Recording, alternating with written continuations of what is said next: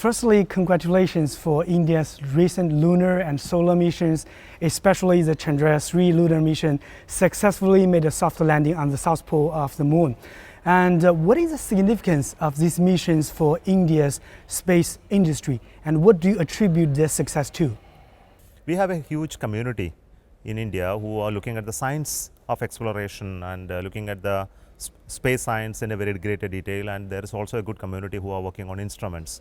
So it's an attempt to create the scientific spirit in the country in exploration, understanding of the universe, and also to create the right type of talent pool to keep this work going on.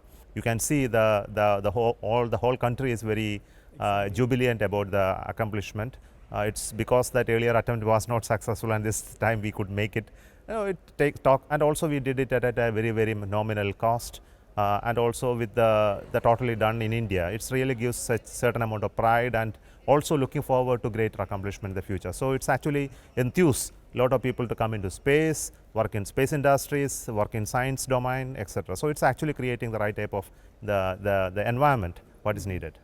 What do you expect to be India's major space exploration projects in the coming years? Are there plans for crewed missions or even building a space station?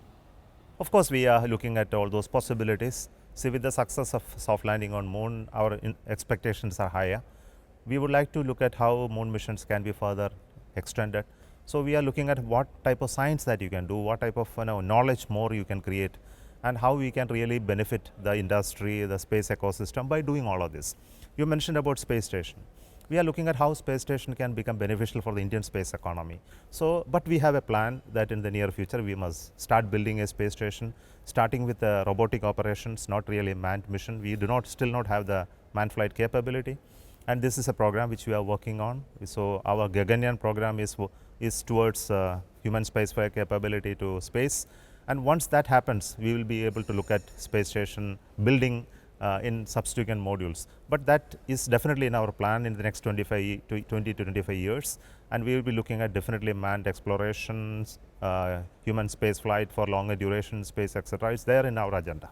As neighboring countries and two of the most populous countries in the world, China and India have attached great importance to space exploration.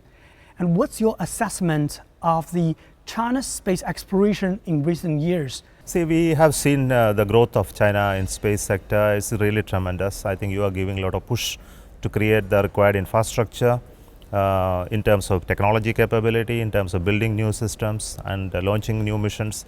I think this shows your directions are very forward looking, and I am very appreciative of that part of the work that you are doing. And it is also goes with the long-term vision that you have created for the space sector. And also I am seeing that there are industries coming up in China to look at the space sector. In India, it has not been the case in the past. The industry segment was more or less into the manufacturing, not into the original design and creating markets for space.